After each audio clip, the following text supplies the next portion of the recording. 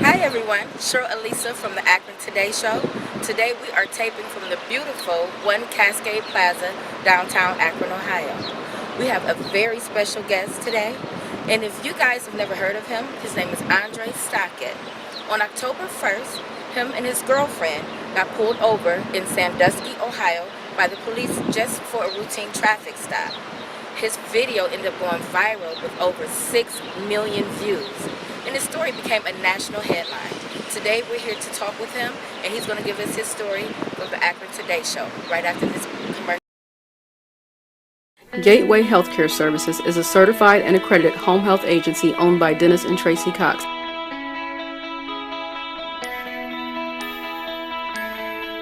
We provide skilled nursing, psych nursing, physical, speech, and occupational therapy, as well as home health aides and homemaker services, and medical social services. We can train your family members to become paid caregivers under some of our programs.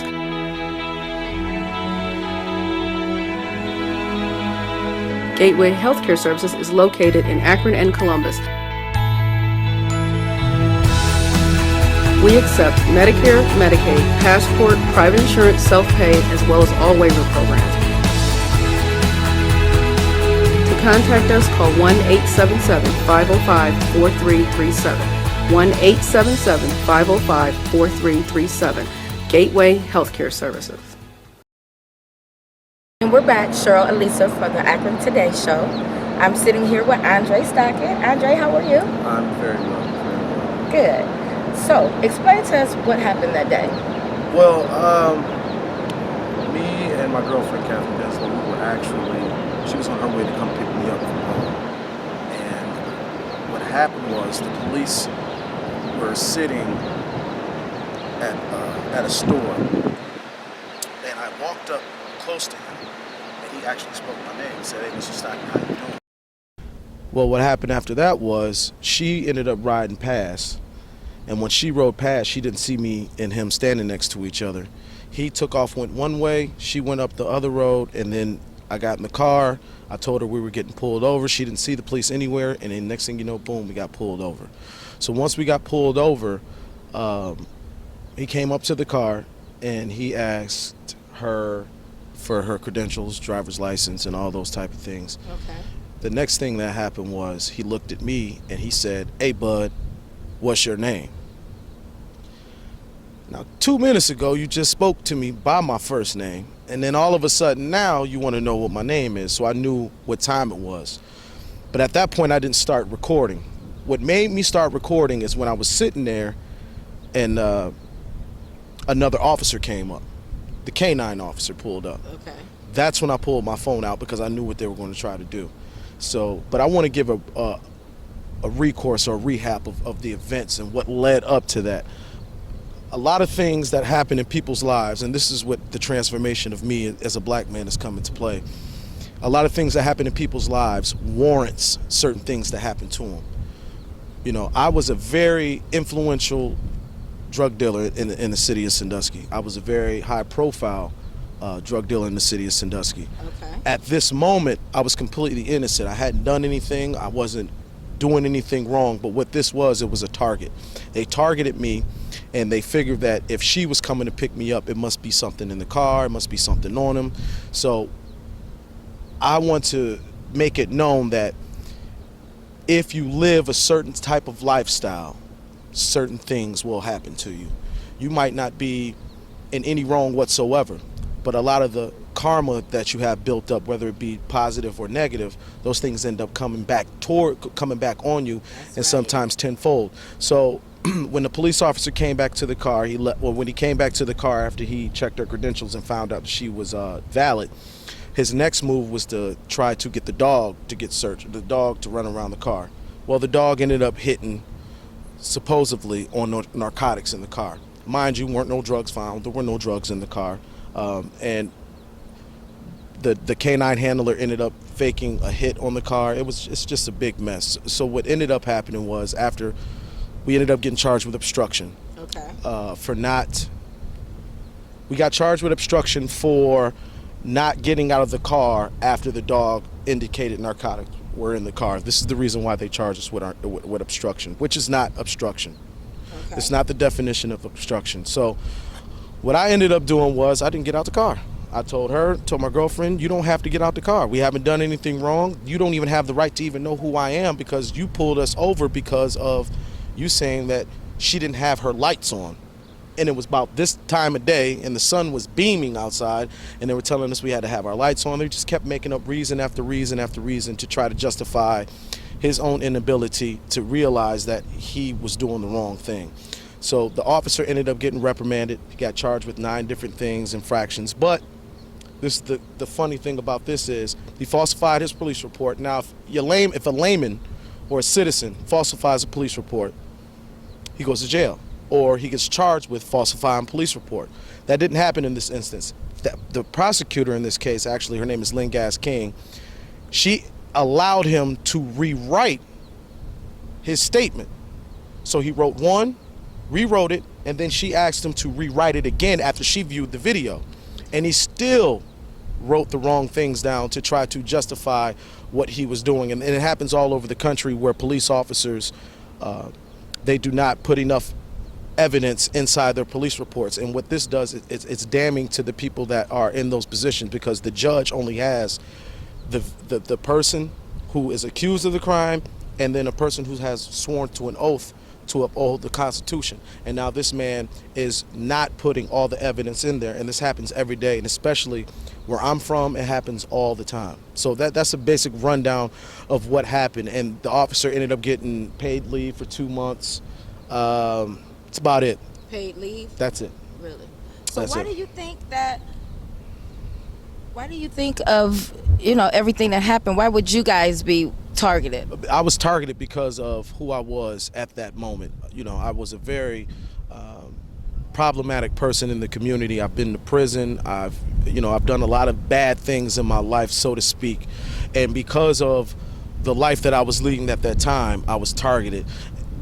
Do I want to say it's because I was black? Not necessarily. I think that it was a part of the reason of why we got pulled over, but that wasn't the main reason. The main reason is because of who I was at that moment in time, which was a person who I am ashamed of today. The person I used to be then, I'm ashamed of him today because of who I am today. So if I want kids to understand, this is my main premise of what I'm doing now with my life, the importance of recognizing that you cannot continue to blame everything on everyone, and you have to take some self-accountability for the things that you do, because this is the reason why things happen to you. A lot of times no one's innocent. Case in point, I got a whooping one time from my mother. Hadn't did nothing wrong. Mm-hmm. And she told me, you getting this whooping for something I don't know you did or something you might do. Right. So this is what happens in life. Things you might thought you got away with, somehow it turns around and comes back to you. So that's the reason why we were targeted, is because of the lifestyle that I was living at that time. Let me ask you a quick question. So, this is going around like basically everywhere. There has been so many stories of police, targeting black men or, just African Americans, period.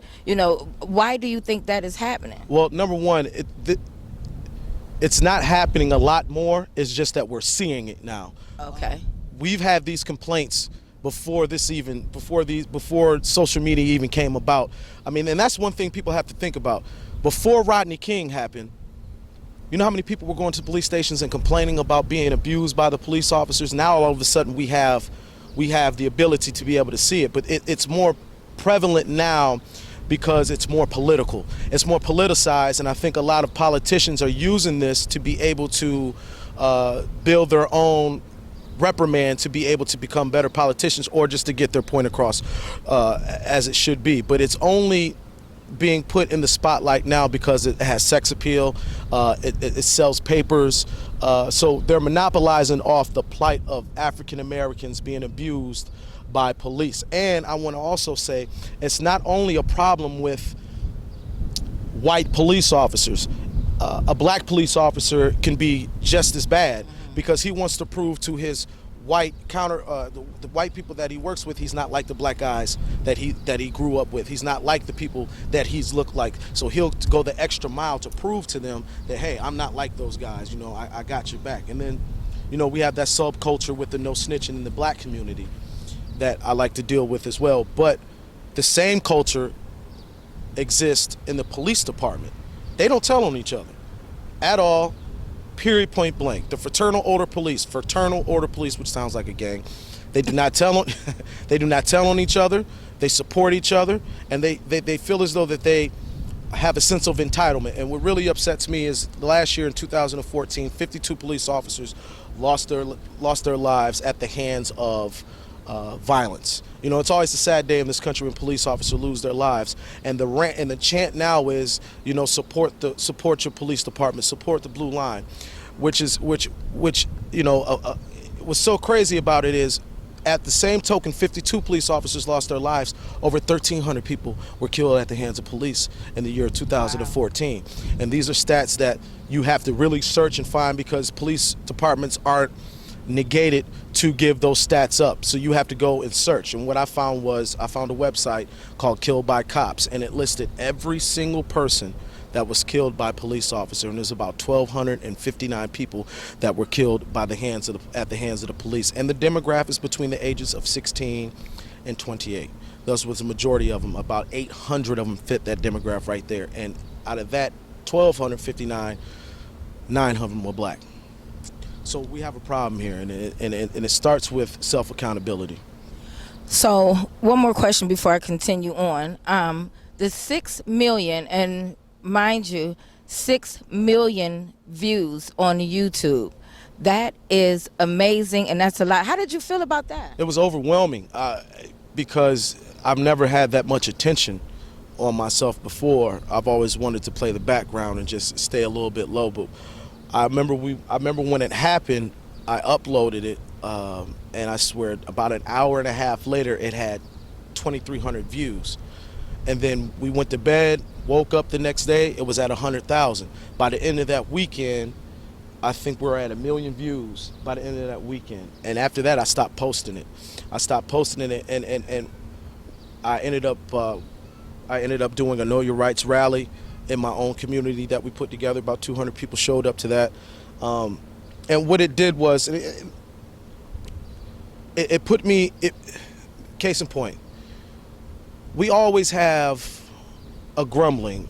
I'm tired of this. God, I don't want to live like this no more. God, I want this. God, I want that. And we're always praying about what we want. And the problem is, God gives you what you're asking for. You just don't sometimes take advantage of the opportunity, or you don't see it as an opportunity. I was so tired of living the way that I was living. I was tired. I was fed up, and prior to what happened with me on the October the 1st, I hadn't done anything. I hadn't been in the streets. Because I just had my son, so I really wasn't in tune to being in the streets anymore. So I had gave it up, and I was just praying to myself, like, look, I just don't want to live like this no more. And boom, that's what happened. God told me, he's like, look, okay, all right, you're doing all this crying. Here you go. Now what you gonna do with it? So what I did was, I called my folk that I used to deal with, and I told them, man, don't call me no more. I'm done. Really? I'm out the game completely. Do not call me no more. I don't hang with none of them guys no more. Yes. I don't fraternize in them same places anymore. I don't even have the same barber anymore. I completely changed everything around me. We go to church now. And it's what I'm trying to do is to show kids, especially who grew up in troubled homes and grew up in poor neighborhoods, that we cannot continue to keep blaming white police officers for things that we're doing to ourselves in the community in the first place. And this is the problem that I'm trying to fix. Is the root cause of the problem is this here. Once we take away the crime, the poverty, and the miseducation of young, disenfranchised black men and women in the ghetto community, once we take that away, that lessens the police presence, which lessens the opportunity for them to kill or harm one of us. That sounds amazing. And you know what? And I want to commend you for, standing up, because a lot of people, they don't, first of all, admitting is the first step. You know what I mean? So a lot of people are just, want to sweep things under the rug. And you know what? I commend you for that. We're going to take a commercial break, and we'll be back after these messages.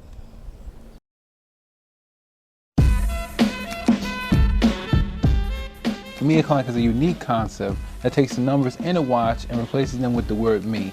So every time you look at your watch, you are reminded that it is your time. It is me o'clock. Currently, there are 2 lines available. The Elegance line, which is made in France and consists of 4 different styles, all with the inscription, "Time is mine." Amour has the word me in the center of the dial. What is unique about the Amour is that the minute and hour hands form a heart once an hour, because you must love yourself before you can love anyone else. Following the Amour, we decided to add some international flavor to the collection. This watch is entitled Mi Tiempo, which means my time. Also found in this watch is the words El Tiempo es mío, which translates into the time is mine. Next, we have the Shades of Grey, which shows every hour is literally me o'clock. Are you ready for this one? The eclectic watch actually goes counterclockwise. As you can see, the numbers go backwards. We don't all spend time the same way, so why should we look at it the same way? Now, we have the sports line, which is actually made in China. We have entitled this watch the Eclipse.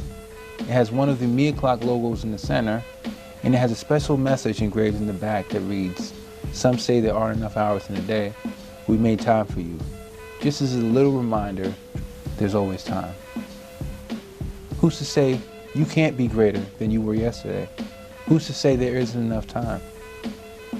We made time for you. It's me o'clock. Is it your time?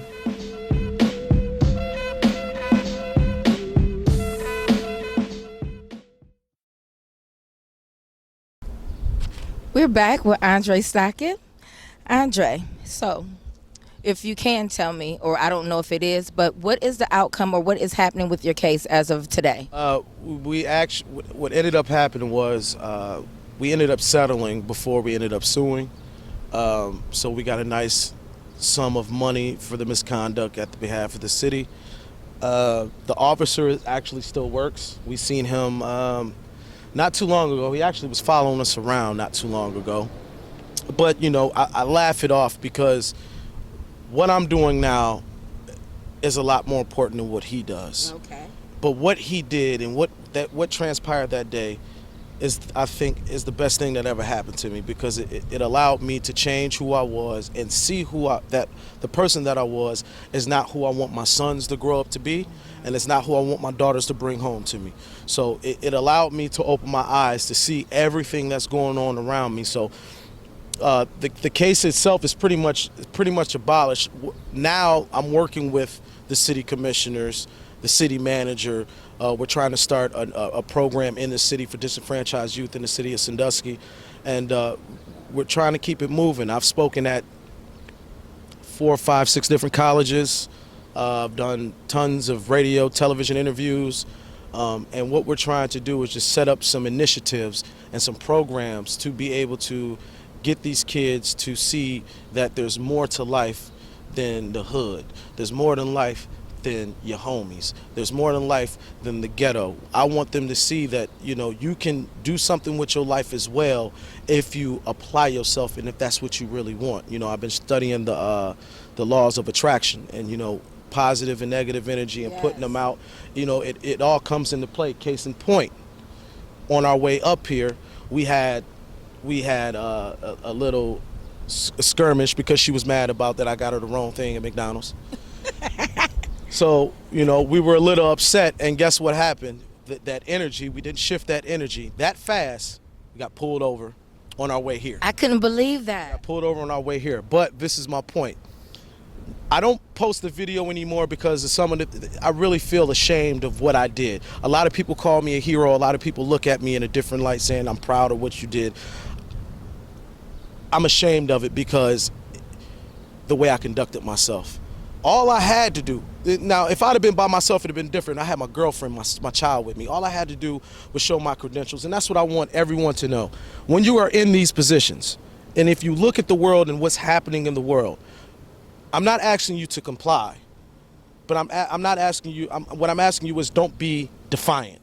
Don't be aggressive, because they're looking for a reason to justify whatever it is they want to be able to do to you. So once you are put in that position, you have the right to remain silent. So you don't have to talk to them. You don't have to say anything. Well, all you need to do, hand him your credentials and just let him do his job and go on about your business. That's exactly what I did. The police officer was like, you know what, you are the easiest guy I've ever dealt with in my life. I was like, girl, only if you knew who I really am. Right. Only if you knew who I really am. But as soon as she pulled up, I gave her the credentials. I let her know what time it was. We were there 10, 15 minutes. She let us go on about our business. Only because I've matured from the person that I used to be. Now, back in the day, I'd have gave her a hard time. The old Andre would have. I'd have gave her a hard time, but she has a job to do. My job's not to make her do her job. So let's go ahead, make amends, and just keep it moving. And that's the most important thing. I think I want kids to understand that, especially like with the pool party incident in McKinney, Texas. My main plight is this.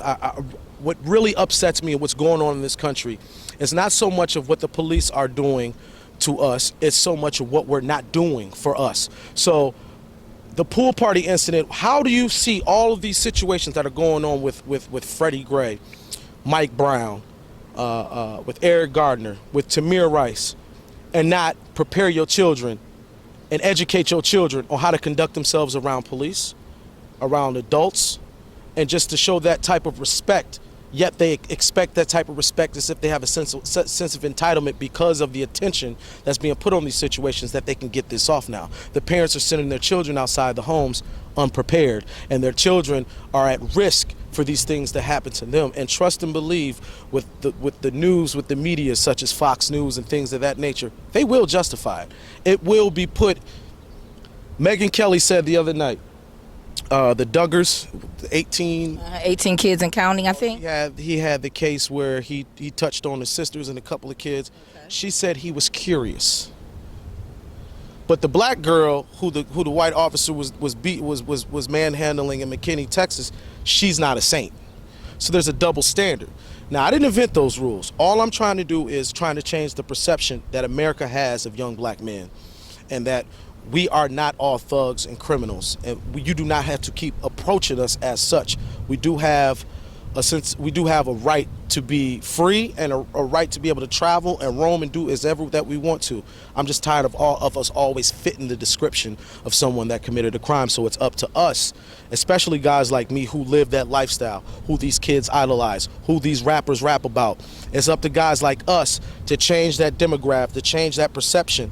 In that way, we'll be able to combat the violence that is going on in the black community. Okay, now speaking of changing the perception, what are you doing, as far as in your community and just all over worldwide to, change everything around here? We are now we are now getting ourselves incorporated with Dark Past, Brighter Future, and what we're doing is corrective thinking courses, to where we are showing kids how to take their problems and turn them into opportunities. And I think that's something that we as black people have been so defensive all of our lives, that we don't know, or we haven't put our children out there to be able to succeed. We're putting our children out there to be able to survive, and that's the problem. We want to switch it from being able to survive to be able to succeed. And Dark Past, Brighter Future, that's what we're trying to do. We're now talking with the city commissioner to set up a program in the city of Sandusky for black kids, or not black kids, but just for disenfranchised kids. So that's Latino, black, white, whatever the case may be, that are troubled kids. I just was recently at the CCJJC, Cuyahoga County Juvenile Justice Center, for 2 weeks straight, speaking to the kids there, giving them ideas and setting up initiatives for them to be able to see what it is to be successful. Because a lot of young black kids have a misconception of what success actually looks like because of what's promoted, because of what they see every day. So I said in one of my speeches, if I was raised around 1,000 doctors, chances are I would have probably grown up to be a doctor, but I was raised in the ghetto. We don't see prominent black people come out of the ghetto, then come back to the ghetto and help the ghetto. We don't see that. Once they get theirs, pure, they gone. They gone. They don't turn around, they don't look back. But then you have guys like here, us sitting in the city of Akron, like LeBron James, yes, who actually has a heart for this city. Even when he left to go to Miami, he still did everything he could. Yes, he did. For this city here, and we need more LeBron Jameses. And I said also, in one of my speeches, you figure them white dudes and them Oakleys would inspire some more Stokeleys. And we don't have any more Stokely Carmichaels, no more Bobby Seals, no more Kwame Torres. We don't have no more of these guys. And I'm not saying that I'm him. I'm not saying that I want to be them. All I'm saying is that I aspire to be the person that you can look at and identify with and say, okay, hey, if he can do it, I can do it. So that's really what Dark Past, Brighter Future stands for. No matter how dark your past is, you still have a bright future. Even at me and my age at 35, I still have a future ahead of me, and it's very bright. And I want to give a special shout out to Officer Denny, the police officer who pulled us over that day. Without you, I probably would not have made the choices and the decisions that I'm making now. And I thank you. As ironic as it sounds, I thank you for putting me in that position, because it's made him a better police officer, and it's made me a better man for my family, for my community, and for my nation. Andre, that was just moving. I'm serious. Like, I'm just speechless. You know, you're doing a good thing for the community. I want you to continue to reach out, because this is what everyone needs, you know. And like you said, you know, it's all different races. It just doesn't stop. Andre, if anyone wants to contact you so you can come down and speak to the youth, or just to any organizations out here, how can they contact you? You can, number one, you can call me. My number is 419-239-7592, or email me, Andre3001, ANDRE3001.as@gmail. Facebook, Andre Stockett. LinkedIn, Andre Stockett. Instagram, Knowledge Power 419. Facebook, Andre M. Stockett. Oh, and Twitter, AS Stockett. Thank you, Andre. Thank you. We want to thank you so much for this interview. I'm glad that you took the time. I was going to ask you, did you want to make one more point before we get finished here? One more point. I'm a big proponent, or a big fan, not really fan of Fox News. I speak a lot about Fox News. I watch a lot of Fox News because I like to understand how the right-wing conservative party thinks. Me being the person I am, I'm a hood dude, but you would never think that by listening to me. I articulate my words well. I'm very well spoken, but what the right-wing conservatives are trying to do is separate themselves from the reality of what's going on. What I want to do is to allow them to have some type of recourse and bring themselves back to what we need to do, which is bringing the community together instead of separating it, and finding out a better plan for us to be able to come better at what we do. Wow. Andre, thank you so much. And you continue. We're going to continue to support you. And this is Cheryl Elisa from the Akron Today Show. We'll see you next week.